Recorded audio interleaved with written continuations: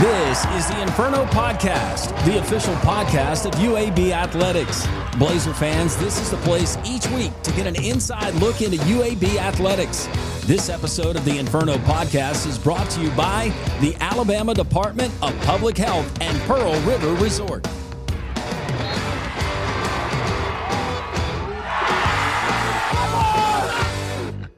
Welcome into the Inferno Podcast. Landrum Roberts, I'm going to be your host for the next little bit. It's episode 21. Today's rundown, it's always brought to us by our friends at Legacy Credit Union, the official credit union of UAB Athletics. We're going to be joined by UAB head football coach Trent Dilfer. A lot going on since the end of the 2024 regular season via the portal, via staff changes, and one of those staff changes, new defensive coordinator Steve Russ. Highly impressive individual. You're going to get to know Steve Russ even better, and some of the other exciting news on staff changes and what we can expect for the Blazers on that side of the ball in 2025. All of that and so much more. It's episode 21. This is the Inferno. As UAB athletes, there's nothing we like more than the reward of pride. Around here, we say we win as one. One. And to keep cheering for the green and gold. There's one thing we need from you. Ask your doctor about an RSV vaccine. And help protect everyone. Our littlest Blazers and our most seasoned fans are most at risk from RSV. Ask about your RSV vaccine today. So we can all stay in the game. And win as one.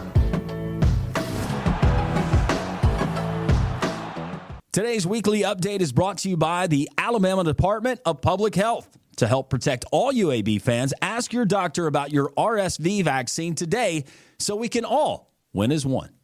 It's time for This Week in UAB Athletics. Really good news for Andy Kennedy UAB men's basketball. A couple of wins last week in conference play over Tulane and Florida Atlantic. How about Yaxel Lindebord? He's named American Conference Player of the Week, averaged 23.5 points, 11.5 rebounds, 7.5 assists, 2 blocks. He shot 80% from the field. Congratulations to Yax. Next, hosting UTSA Bartow Arena coming up Tuesday, January 21st at 6:30. Coach Randy Norton, UAB women's basketball. They get a couple of conference wins. First over Memphis last week and also over Florida Atlantic and Boca Raton.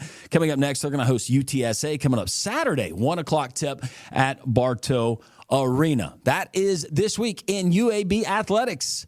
You continue here on the Inferno Podcast. Trent Dilfer here, head football coach of the UAB Blazers. I want to tell you about my friends at Legacy Credit Union. Legacy began as University Credit Union in 1955 and remains committed to UAB faculty, students, alumni, and fans. Not only do they support the Birmingham community, but they are also proud sponsors of UAB and UAB Athletics. Visit LegacyCreditUnion.com and find out why you should become a member today. Today's Coach's Corner is brought to you by Pepsi and Viva Health. Welcome back into the Inferno Podcast. It is time for our Coach's Corner. First, UAB head football coach Trent Dilfer. Coach, hadn't talked to you since the turn of the new year, but Happy New Year. Thank you. Happy New Year to you. I've been seeing in the headlines and from hearing things around the program, you've been very, very busy. Yeah, I think the season got busier when the season ended. Yeah, we had to go straight to work. Obviously, incredibly disappointing season. Some tough changes we had to make, but we had to make them for the benefit of the program and our kids, and busy at work with that. That started right away with the hiring of Coach Russ and the defensive staff, and the portal opened at the same time, so you're juggling the portal, and then we do need to give these guys some time off, the coaches. So we went on vacation. I'll put that in the quotation marks because we really didn't get a vacation. We just worked from different locations.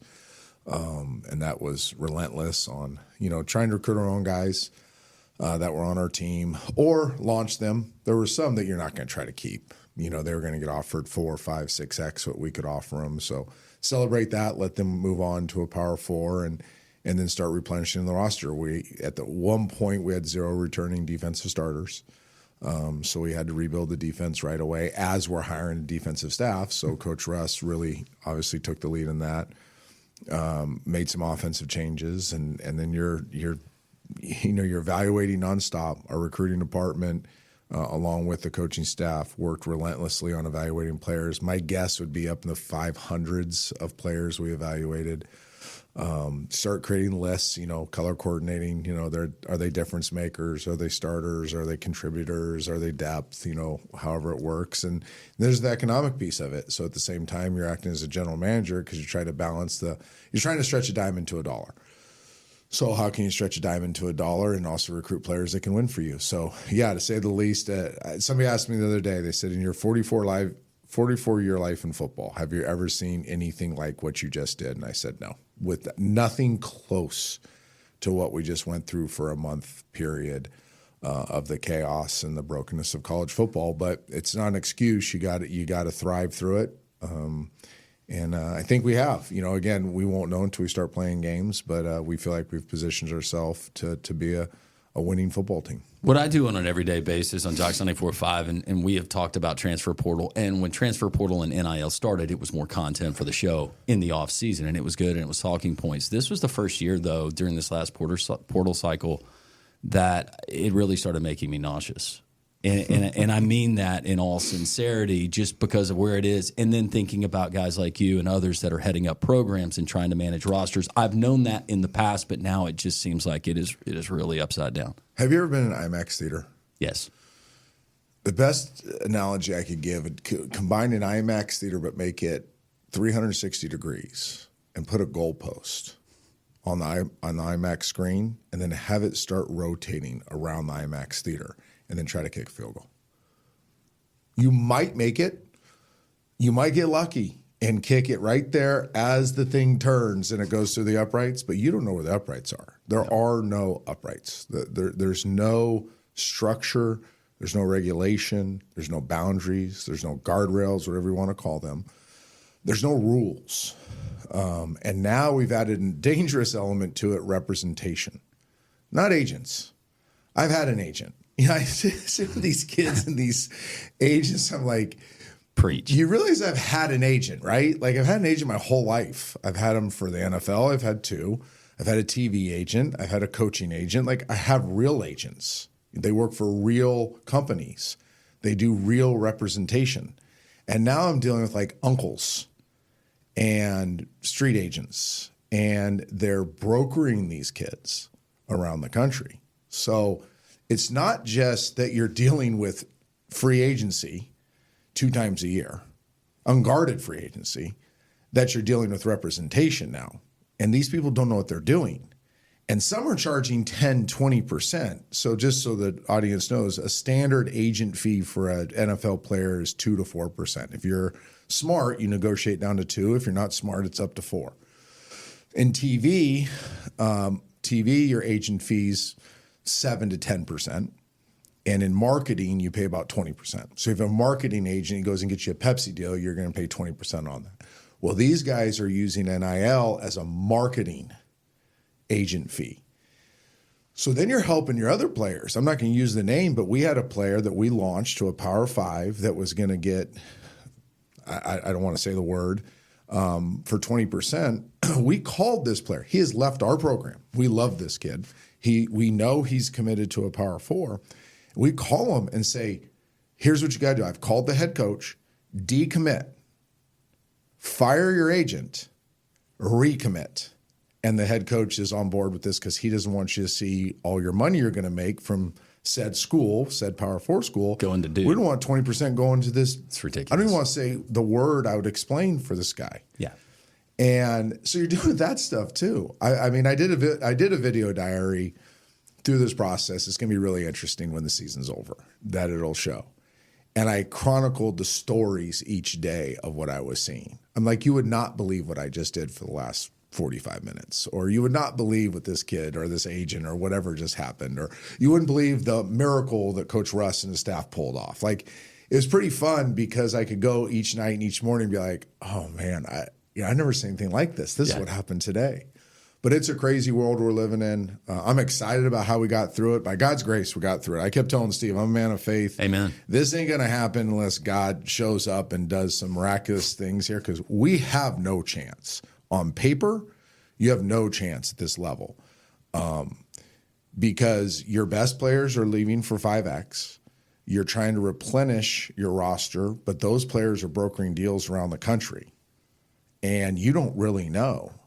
So you really, I said this is the biggest thing I used is, we sat with guys in my office late in the OV process and really trying to close them. You're being told value that we can show you is just in money. That's a lie. Value is care plus opportunity plus dollars. We can give you a ton of care and connection. Like that's what we do. We do it great. We may not have won a lot of games, but we do that really well. We have opportunity. We got 18 starting positions open that you can come compete for, So that's a great opportunity.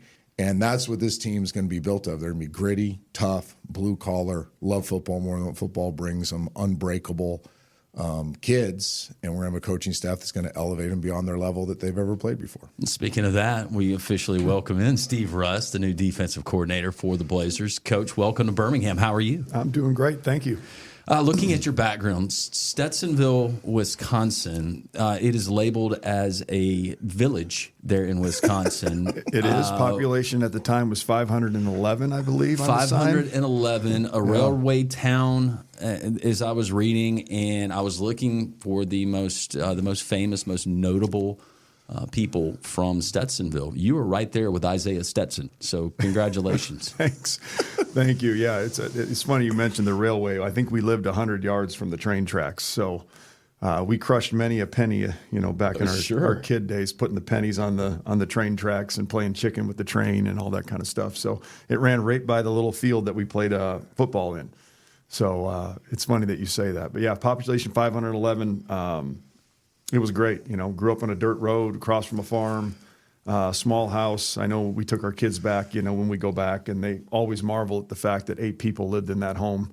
Wow. House was built, I think, in like 1919 or something right after World War I, and it had a hand-dug well in the basement. So you opened up the plywood and looked down in the big hole, and there was the water like 30 feet down. Now, looking back on it, it's no wonder why it didn't taste very good. And then you put 8 people in a house. It didn't. The well ran out pretty quickly. Yeah. And then they had to. We lived on land, though. It was nice. We had the ball field. The baseball field, the wiffle ball field was set up a certain way, and the clothesline was just far enough away where that was the home run. And then we had a long part that was the football field, and then we had our fort over here that was a little old shed. But when the well ran out, they had they drilled a modern one then, right? Went down and the water tasted better. But they drove the big well drilling trucks and stuff across our football field, and it was wet during the time, and there's like the big dually ruts and everything, and they just destroyed we were so bummed. But yeah, they've since paved the road, and they actually, the village has village water now. So they still use the well for like water in the garden and things like that. My parents are still pretty old school, but it was a great way to grow up. You didn't know any better. Right. You look back on it, and you got kicked out of the house, and you were able to come back for lunch, and then you got kicked out again, and then they would holler at you for dinner. But we'd be miles away in the woods or on bikes or whatever, and it just, growing up that way really doesn't exist much anymore. So I really enjoyed it. It's negative 10 degrees this morning in Stetsonville, by the way. Yeah, that's my dad's in hog heaven. So he's like, I can always put more clothes on. I don't like being hot. I can't take more clothes off. So like I said, he's old school, and it's grew up fishing and hunting and ice fishing, and it just kind of repeat. And it was fun, but you also did it to put some food in the table. My dad was an educator. Mom didn't start teaching until the last kid was out of school.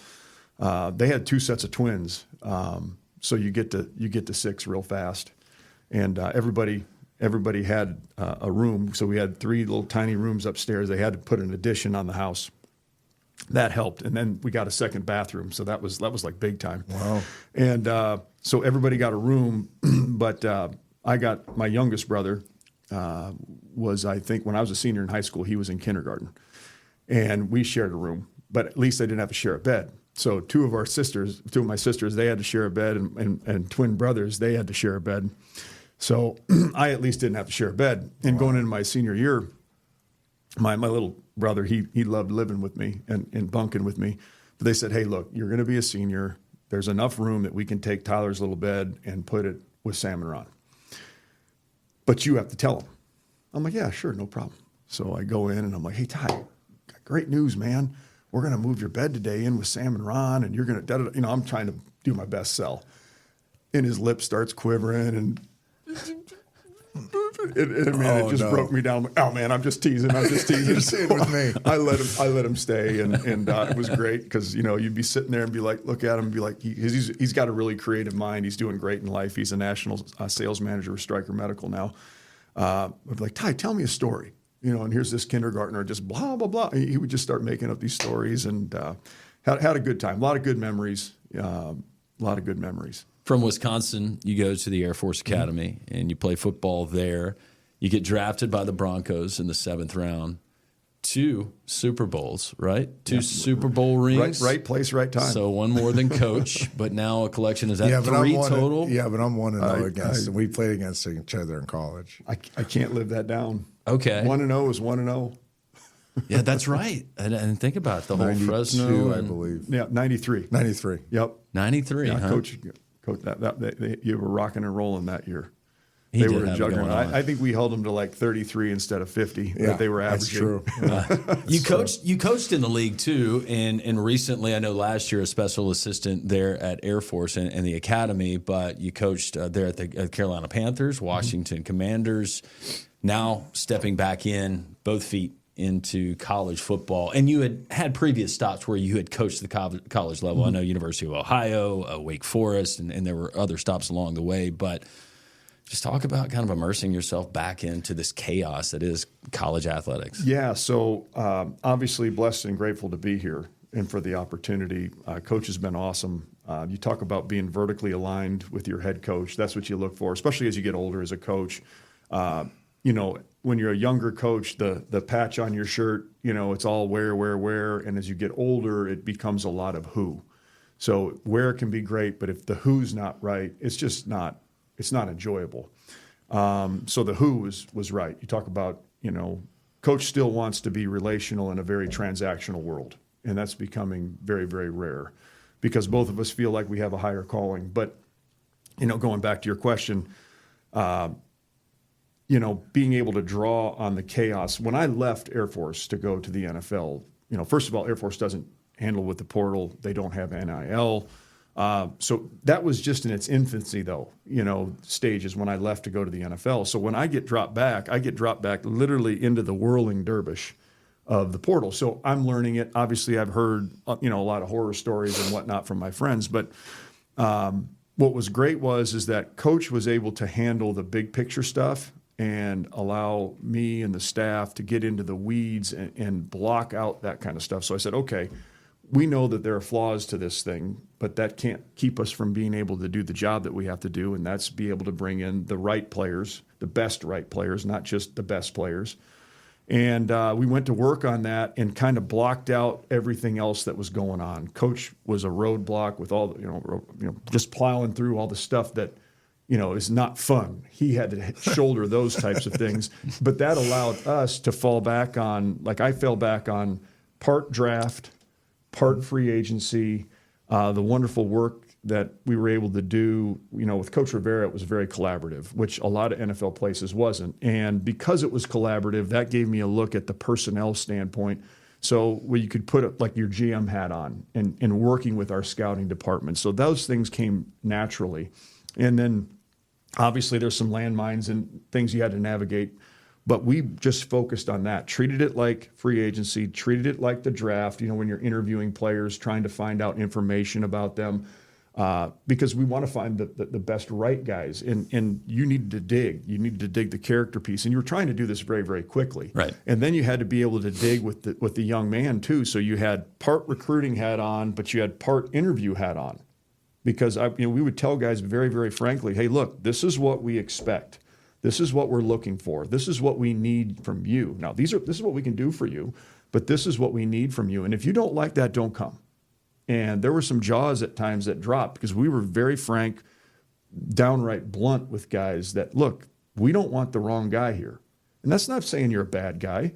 You're just not looking for that. If you're not looking for this, don't come. So the other thing I think I fell back on, so, you know, the draft, free agency, working with the personnel side, I fell back on some of the stuff we did at the Air Force Academy, not just as a player that I saw, but, you know, I coached there for 6 years at a stint before going to the NFL and then back as a special assistant where you kind of had a drone's eye view. I wasn't down in the weeds, I had more of a drone's eye view.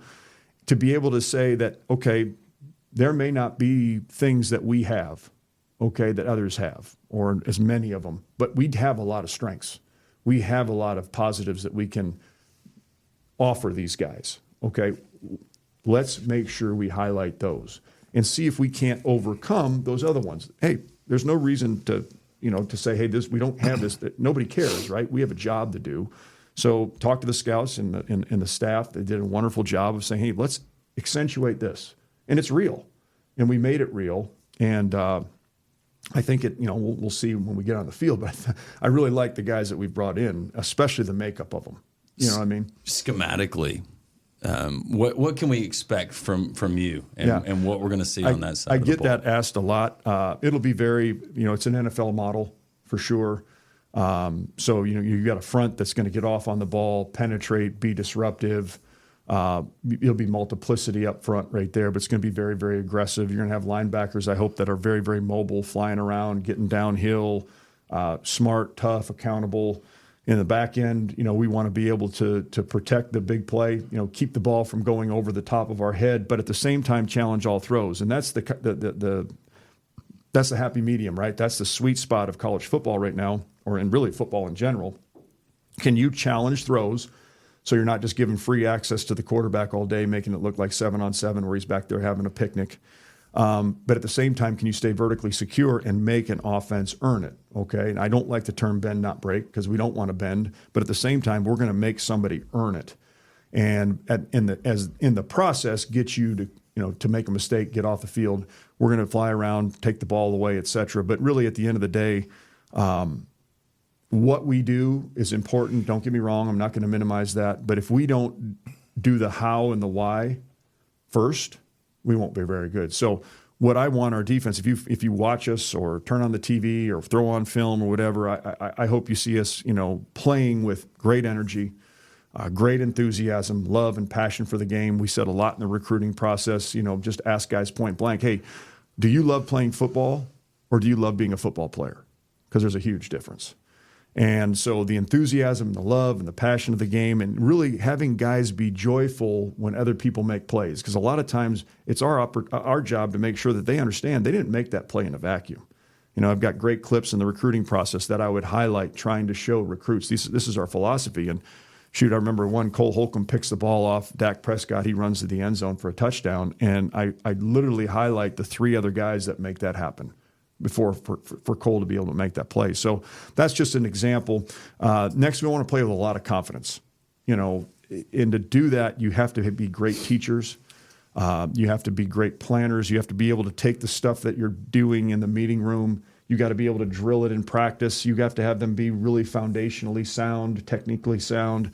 And then you also have to create a learning environment that's not fearful, that's accountable, but not fearful, because they have to be able to go out and feel like they can make mistakes. I want guys playing fast. I do not want guys kind of going slow and then being right. I want guys going really, really fast, and then we can dial them in, and they can help themselves dial it in. Now, we want to be very, very flexible with that, but at the same time, you want to be very, very rigid with your vision of the defense, and then you want to be very rigid with the things that you can control, your attitude, your preparation, your efforts, your body language.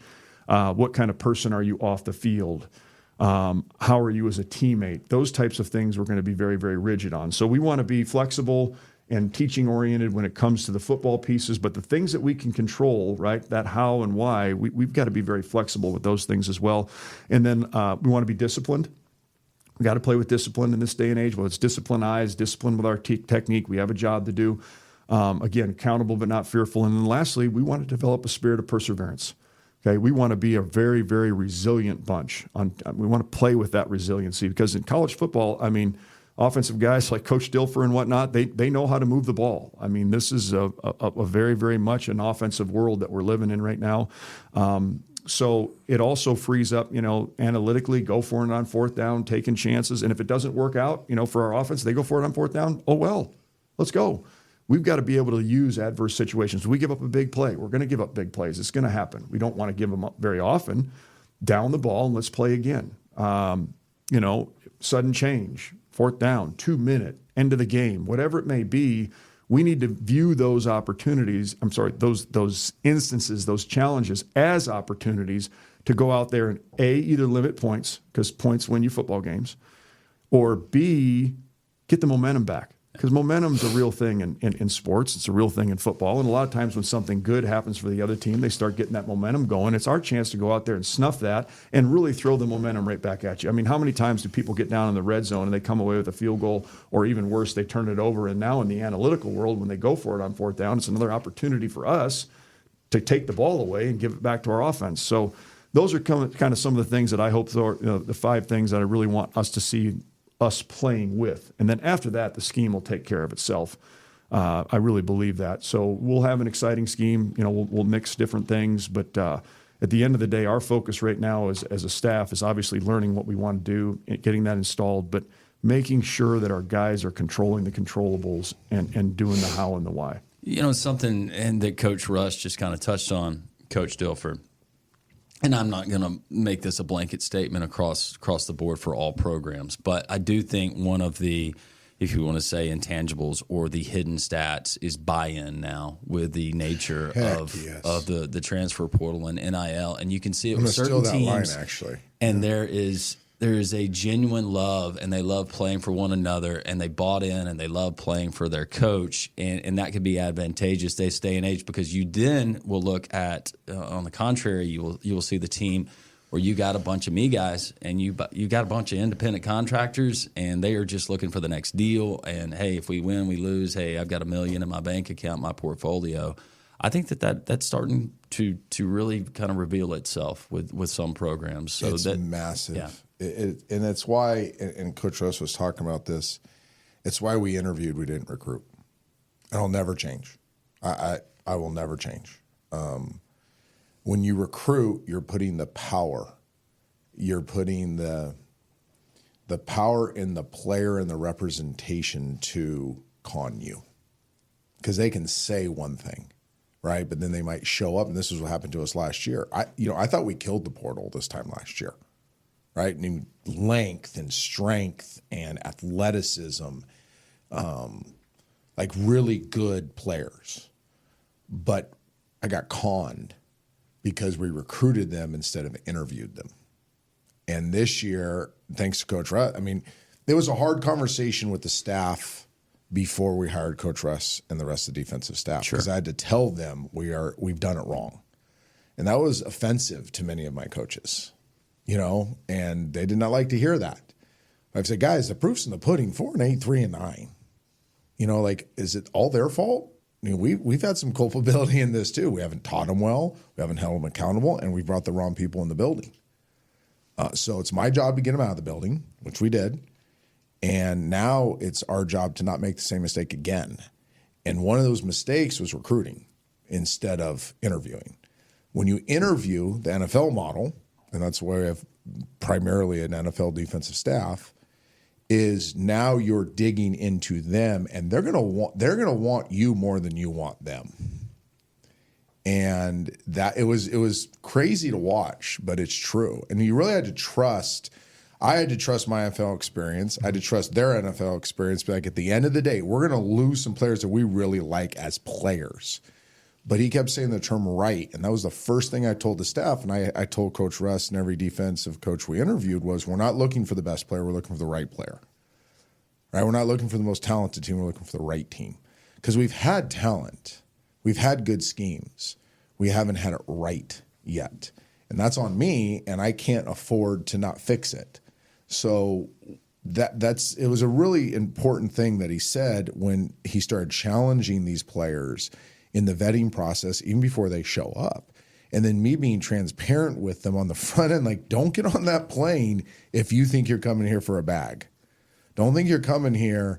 Don't come here if you think you're coming for a guaranteed spot. We have of the defensive guys we recruited, I want to say 9 of them or more were starters last year at their colleges. So they're expecting to be starters here. Well, we're 3-4 deep now with ex-starters at positions.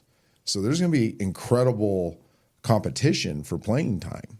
But they had to sign up for that, and they knew that. some came in even saying, oh, yeah, I'll be a starter. And they sat with Coach Russ and me and like, no, you got this wart, that wart, this wart, and that wart that you got to fix before you can play at the level we're expecting you to play. You would think that would get them to stand up and walk out. Instead, they were more like, I've never been talked to this way before. Thanks for being honest. Thanks for at least telling me who I am as a player, because I do want to be better than I've been. We don't have one player recruited that says they're a finished project, that says they're good enough to reach the dreams that they have. So I thought that was a really important part of this process that I wanted to, build off of what Coach Russ said. But this has been, and again, we won't know. And this theme for me, I'm going to do 12 of these podcasts before the season or something like that, at least. I don't know. I will tell you, I don't know how good we're going to be. I have no idea. I haven't seen half these people play in person. I haven't been around them. I haven't broke bread with them. I haven't done hard things with them. I haven't seen them go through adversity. There's so many things we have to experience together before I know if we're going to be any good. I do know the building as of today, and we still have players rolling in this week, will be the right building for once. And I think that was my ultimate job, was to make sure the building was right to give us a puncher's chance to then go contend for a conference championship. And the expectation, not too much, but your service academy, as not only as a student, as a player, as a coach there, but you're going to know how to diagnose Navy and Army. Well, and Rice, add Rice to that, they just hired a triple guy too. Okay. We have 3 triple Rice teams. too. Yeah, I forgot about that. Trust me, that was in the forefront of my thinking with all interviews. I know. You're no dummy. And I knew that there was a method to that, to what Coach just said. You're going to have some other guys that you have familiarity with that are going to be joining you as a part of the defensive staff. If you could just kind of go through, or Coach, if you want to go through maybe some of those personnel changes. Knows he can talk about or not. Exactly. Okay. Yeah, I don't want to step in it. Let's be safe. So I think as we interviewed, and let me brag on Coach Russ real quick. I talked to Steve Irvine yesterday about this, and he dug deep into like, okay, what was your process like? And I said, well, I had a few things I had to do. Number one, I had to interview a lot of people. The first time through, I didn't interview a lot of people. I went with relationships or recommendations. Which is understandable, by the way. It was, but it was a mistake. If anybody ever asked me, hey, I'm going to go take a college job for the first time, what's one thing to do? I'd say don't trust any of your previous relationships. Don't trust any of the people in your network. Don't listen to anybody. Be with them. Interview people. Spend time with them. Do multiple interviews with them. Ask probing questions. Ask challenging questions. Try to trick the coach. Try to lead him down a road that he may not want to go there. See how he gets out of it. You have to be a professional interviewer, and I was not the first time through. I was on offense. It's interesting. I was on offense. I wasn't on defense. Shocking, right? So this time through, I had a list of things. I'm not going to get all into it, but I wanted to talk to at least 20 people. So I did at least 20 phone interviews, and I think I did 12 follow-up Zooms, and then I did 8 in-persons. So Steve went through 3, different series of interviews. And I had great candidates. And in fact, I would say I would have been comfortable before I met Steve hiring 4 to 5 of them. Really good, would have made us better. What's jumped out about Steve was not just his football acumen, not just his leadership qualities. I mean, these things are obvious. You've heard him talk for 5 minutes and all those things pop, right? If you're listening, you don't hear those things, you don't know anything about football. But it was his parental kind of nurturing with also having a hard, accountable edge to it. And I tend to fall too much to the nurturing side sometimes and lose the edge. Maybe it's a father of daughters. Yeah, you're a bit of a Papa Bear sometimes. So, yeah. I've noticed. So he has this incredible ability to nurture and see what the person and coach can be. But then that edge of every moment of every day being able to hold people in line on that path. And that popped at me. The triple option thing was important, but he's not the only person that's ever defended the triple option. You know what I mean? It's not like it's not like he showed me something on film like, oh, God, we're going to stop every triple option team. Sure. It was more the mentality, his spirit of perseverance, right? The unbreakable mentality. Getting kids to play fast and free. If you hear him talk and you're in our building, the fact I've had offensive coaches say that have heard him talking, like, it sounds like you. You know, like literally, if we stood up and we didn't rehearse it and I had a team meeting and he had a team meeting, you're going to have 97% of the same thematical things come out. We might say them a little differently, but thematically, it's going to be the same thing. So when he talks about this vertical alignment, it was like literally I wanted to cancel every interview after, but I still, to hit my threshold of interviews, I still had a few after. So I was really excited about that. And then to be able to hire the quality of staff. So what I'm getting that long-winded answer of saying, one of the things that really impressed me too is the network. Because when you're hiring a coordinator, you're also tapping into his network to be able to hire position coaches. And I had told every candidate that I interviewed, I'm not going to make the same mistake I made with Sione. So I've set Sione up for failure. And I hope everybody out there understands this is not a friend defending a friend. Sione's a great football coach. That the head coach set him up for failure because I went and hired his defensive staff instead of him hiring his defensive staff. So he ended up with a bunch of coaches that weren't his coaches. And that created a dilemma within the building for 2 years that we just couldn't overcome. We tried to fix it. We tried to put Band-Aids on it, but we just never could fix it. So I told each candidate, I'm like, you're hiring your defensive staff and I'll oversee it and I'll make the final checkoff, right? They got to be my kind of people. Well, when you see the type of network he has, let's talk about Brent Wiesemeyer. Wies, everybody just know him by Wies. I mean, the number one guy Russ talked about, he's like, I asked every candidate, I'm like, is there one guy? If there's one guy that you will die on the hill for, you have to bring no matter what. And it was Wies for Russ. And I mean, Wies started one of the best high school programs in the country, has been a college coach, has been a two-time NFL coach, has coached the back end, has coached the line, can coach any position, probably on the field. He coached McCaffrey at Valor High School. Like, he's an offensive coach. I mean, he knows everything, right? I mean, he's kind of a wizard. I would say that. He's kind of a wizard when he talks about football on both sides. Like, I went into him. Kind of like Rain Man? No, it's more just like he just sees it, and it's simple to him. Like, things that are complicated, he just, that's not that hard. Like, come on. And you're like, Matt Damon and Good Will Hunting. Yeah, that's a good one. That's a great, because like the other day we were talking about something offensively, and he was just, I'm like, oh yeah, that makes perfect sense. And I just walked out of the office. Like, it just makes perfect sense. He connects with kids. You should have seen him in recruiting. Oh my gosh. You know, we get him at a dinner table with the family, and he just connects with everybody. So Wies was an unbelievable hire. There's one we'll announce here in the next couple of days. I can't talk about it for HR wise, but another NFL guy, 14 years coaching the NFL, pedigree like you can't imagine. But that's just not the reason. You'll know the name, by the way. Yeah, another coach that connects really well with players, that has incredible football acumen, but can take the complicated and make it very simple. Also an evaluator's eye. You know, when you hire NFL guys, you get an NFL evaluator eye.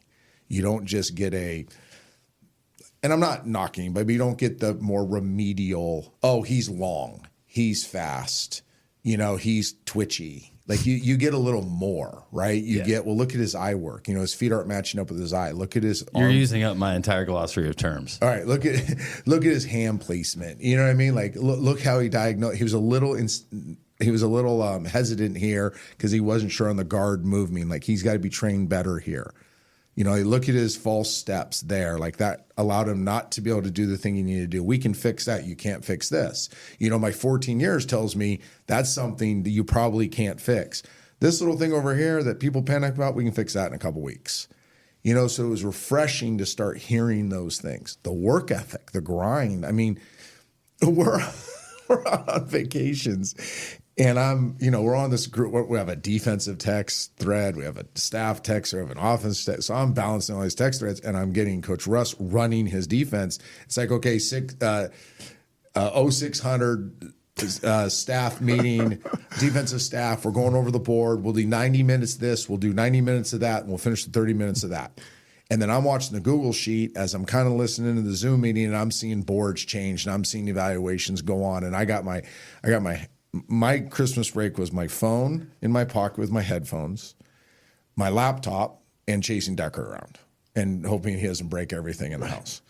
But I mean, to watch the work ethic and the grind over the Christmas break was just a level of professionalism you can't explain. And then to have some coaches, we had some really good defensive coaches that I said, Steve, you do not have to hire these guys, but they're in a contract to January. You kind of have a free tryout with them, right? Yeah. So, was it 5 guys? We're in the building and working, and we're able to audition and really proved their substance in front of the new coordinator. And you saw them rise. You saw their ability elevate a little bit with stronger, more accountable leadership, more direct leadership. So I don't even know why I started talking about this, except when you're going through the process, it's more than just hiring a coordinator, right? You're hiring a head coach, right? If this thing's done right and the head coach doesn't have an ego, you want to hire people better than you. I said that when I hired Mort. I said I was looking for somebody offensively that knew more than me. And that was really hard to do. I've been around offense a long time. And Mort was the guy that was like, okay, he challenges me. He makes me better. And Steve does the same thing. He makes me better as a head coach. He challenges me in a lot of different areas. And I want that. John Jones did that with special teams last year. That's why we're so successful. So now I feel like we have 3 coordinators that are also head coaches of their units, and that I can lean on for head coaching things as well. And it frees me up to do the minutia that they don't really want to do nor signed up to do, so they can go do their jobs better too. And I think, again, the right building, right? Sure. A lot of it is just getting the right building in place. The overflow of that should make it a much better product on the field on Saturdays. And before meeting you, Coach Russ, and you try to, leadership styles and how guys coach, and sometimes how they operate in this kind of setting is not how they operate as a coach. So I didn't know if we were going to get maybe the mentality of a Will Muschamp as a defensive coordinator and being a fiery guy, or as a player like we saw with a guy that you guys know, Bill Romanowski. And how would you describe? What a pain in the ass to play against, by the way. First of all, are you sidelined? You going to be in the box? Have we decided that? No, I'm a sideline guy. You're a sideline guy. I think you lead from the front, falling back on just all the leadership things that you learn at the Air Force Academy, and then obviously developing them as a coach. There is times when you need to be able to look your players in the eye. And there's give and take, right? And I know a lot of people, they like the box, take some of the emotion out of it, whatever. That's just, it's a little sanitary for me. I'm an in-the-weeds kind of guy. And very much so, people sometimes get carried away, and I have before as a coordinator. Don't get me wrong. I live in a glass house. I'm not throwing stones. And to say that I'm not going to get animated, I'm very, very excitable. But at the same time, when we were at the academy with leadership's lessons and talking about developing a spirit of perseverance and modeling that for your players, you can't be losing your every time something bad happens, but then go tell those guys, hey, man, you got to keep your cool. We got to just be firemen, right. Go put out the fire. And then you got to be able to model that behavior. And I was telling Coach on the interview, the big interview that we did initially, that they would play video or audio recordings, of pilots that had smoke in the cockpit. Their plane is on fire. I mean, they're doing everything they can to put this thing out and be safely back on the ground. And it was amazing how cool, calm, and collected they were. You don't rise to the occasion. This is very common saying. You don't rise to the occasion. You fall to the level of your training. And that was their point. And here this person was, whatever. And then all of a sudden, he's da-da-da-da-da-da. And it stopped. The guy hit the ground. All the way down to the ground. I get emotional even talking about it. Or they'd play, the airstrike, the guys that would call in the airstrikes. There's artillery landing all over these guys, and it's just like me and you talking here on a podcast.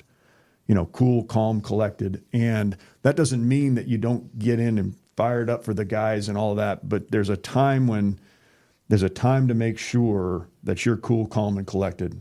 For your players, for the group, for everybody else. They're relying on you to think clearly, to act clearly, and to set that example when things are going bad. And that's the challenge. And that's what I want to do. And then if you need to rally the troops or really say something to an individual on the sideline, you're not trying to tell somebody else, you're not trying to pick up a phone.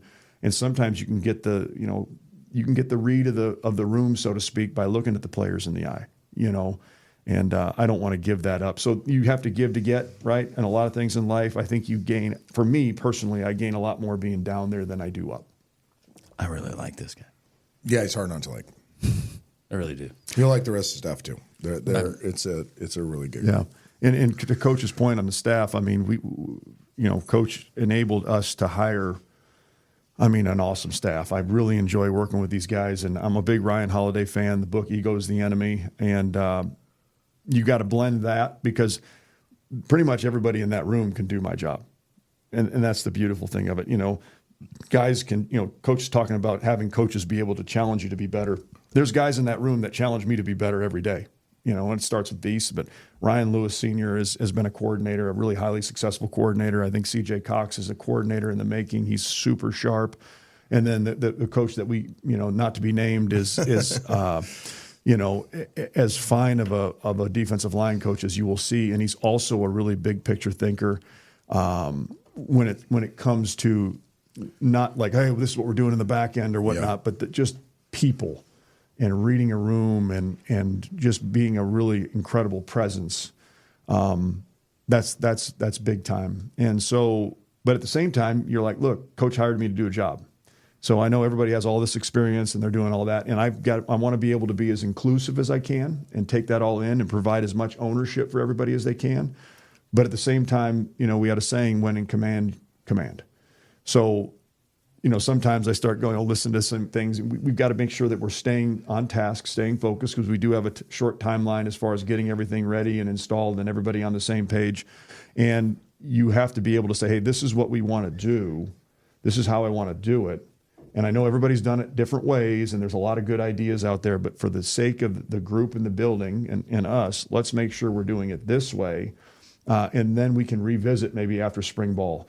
So the analogy I've been using with the guys is we're going to build the house. The house is going to be done. The house is going to be ready to move into.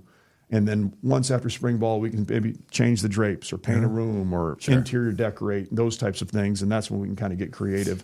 So, I'm hemming and hawing on something right now that, the words, when in command, make a decision, keep popping into my brain at 5 a.m. this morning because I've been, kind of doodling on something for a while. So, those are challenges, but to have a staff like that is remarkable, and it's a credit to Coach. Do I have time to brag on this kind of recruiting cycle on some other people too? Yeah. Because if we're good next year, people should go back and listen to this, and everybody's going to want to give the coaches credit. Yeah. And there's 4 people that I have worked as hard as any humans I've been around in football. Brendan Donovan, we call him Gator. Lena Lupinetti, our GM, Braden Curry, and Colt Jameson. They're our recruiting department. I call them the personnel department. I don't even know. I don't know if we can quantify how many players they've watched. No, there's no way. They started their list with a couple weeks left in the season. I don't even know. It's got to be in the thousands. And we don't just watch 13, 20, 30, 40 clips. They're watching hundreds of clips of these players, watching their entire playing careers, and then going back and watching high school film. Like, it's endless of what these guys have done. So I want to give them a shout out for their work ethic. Amen, Coach. They had no breaks. They had no time off. Like, they were literally on watching players 16 hours a day through Christmas. I know they were watching players on Christmas because I was getting texts.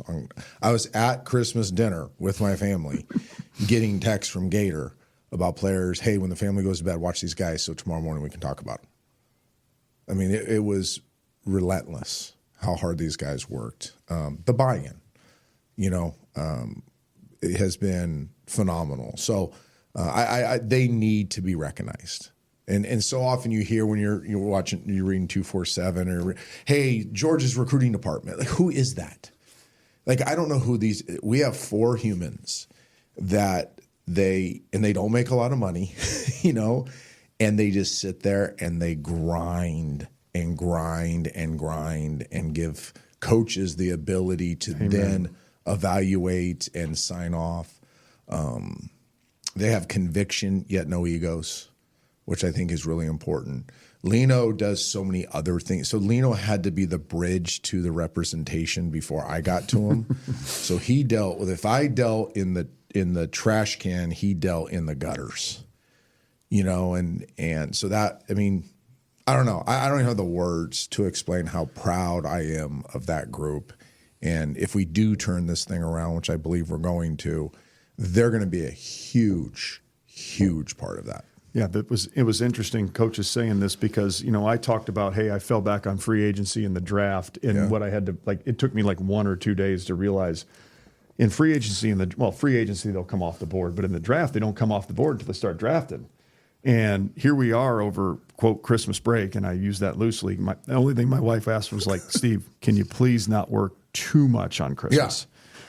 Yeah. And so I did. I didn't work too much on Christmas. Anyway, they start flying off the shelves because Coach was really smart. Hey, look, we're not going to do visits in December. We're going to hold our water. Don't fire till you see the whites of their eyes until January. Yeah, let me close with that comment too. He's prepping something that's pretty impressive. Go ahead. So we held our water, and we're building a board, and we're calling. It's not just watching tape, waiting to see what happens with these guys. It didn't matter who it was. If we liked them, we were shooting at them. I mean, we were reaching out to them, and Lino was trying to dig up numbers. I mean, it's not like a database where you have this stuff. He's got to go dig. Yeah.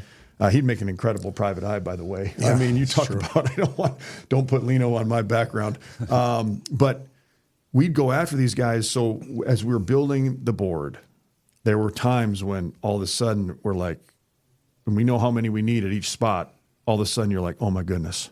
There's no defensive tackles. We need 5. They're gone.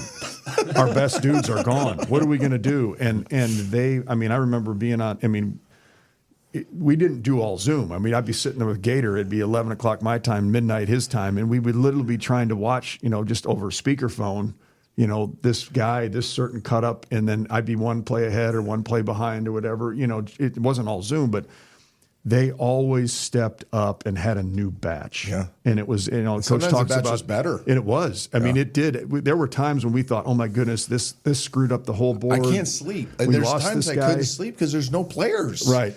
And then the next morning you wake up and there's 7. You're watching them oh yeah, they're better than the guys that we lost yesterday. Yeah, it was a loaves and fishes type deal, and you talk about a God thing. Some of the staff things that happened. Like you said, the video. You can do your video diary to document some of the things where you feel like you were at times low, and you can't. You're never defeated by any stretch, but you're like, oh look, man, what are we going to do? And all of a sudden, they were always the guys that here's a new batch. And they just kept doing it. The portal closed and they kept digging. We call them the dirt merchants because they're down there digging in the dirt and digging in the gutter. And they just did an incredible job. And I'm glad Coach talked about them. I should have talked about them earlier because they've been just so instrumental.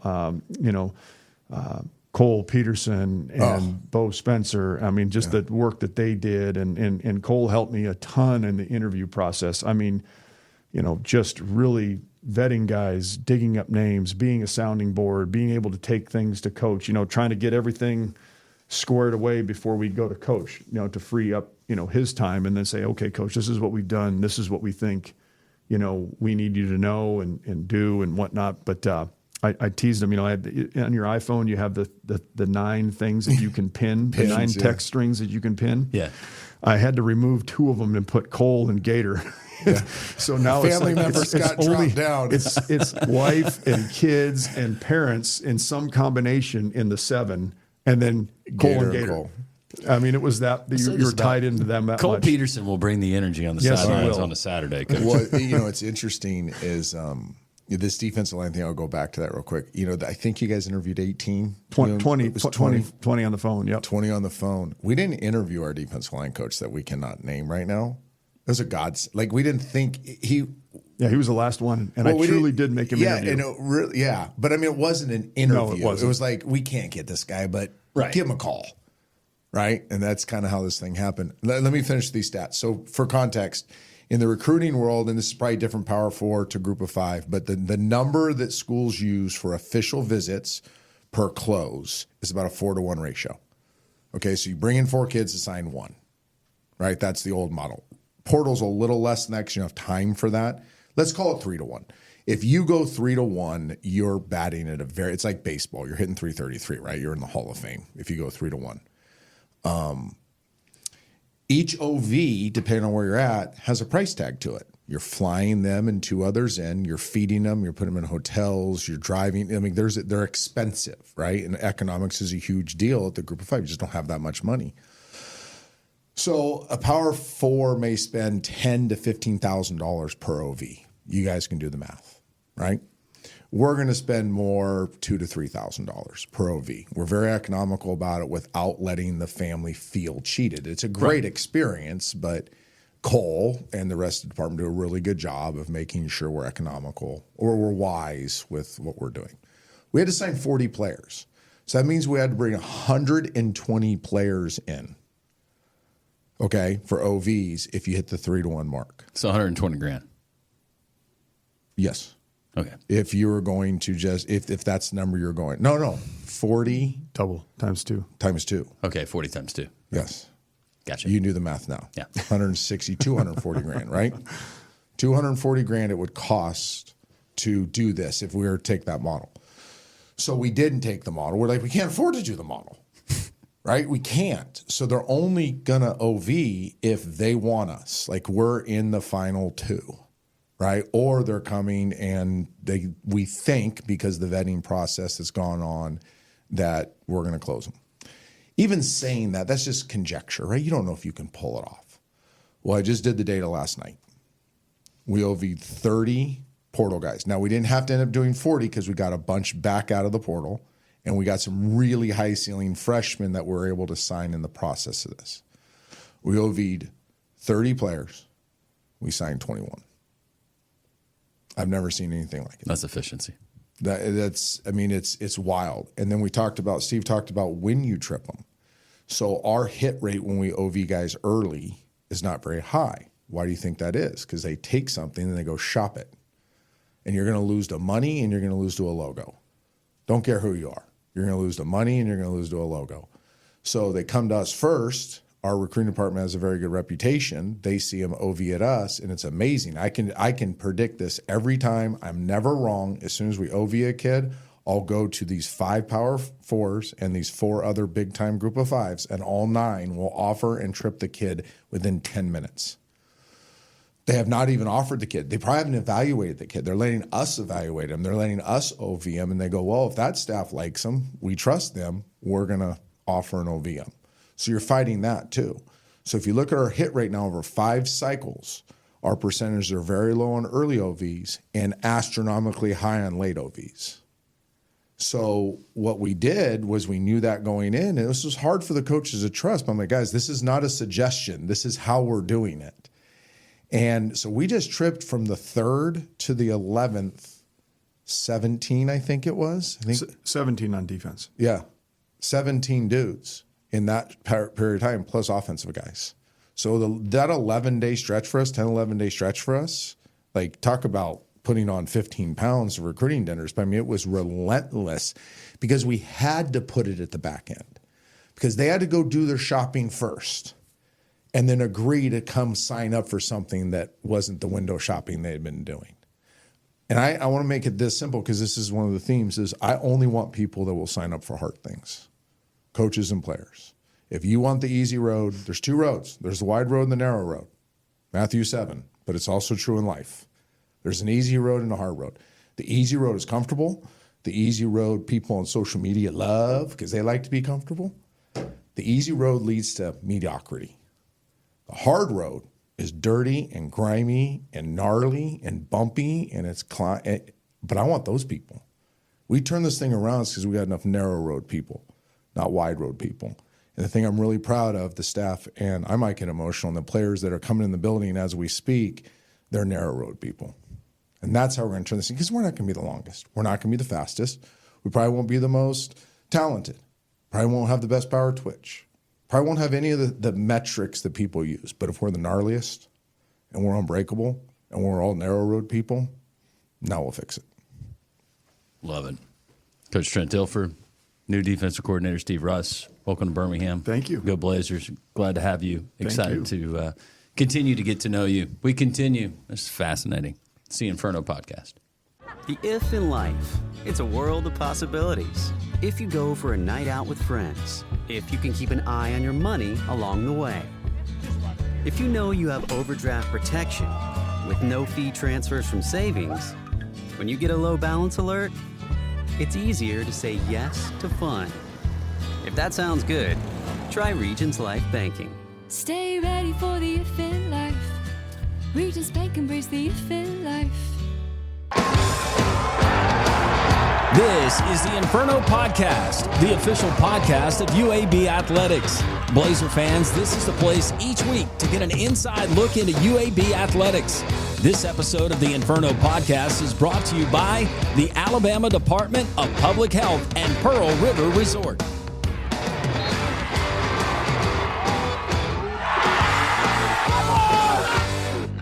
This has been a special presentation of Tony Curry Radio.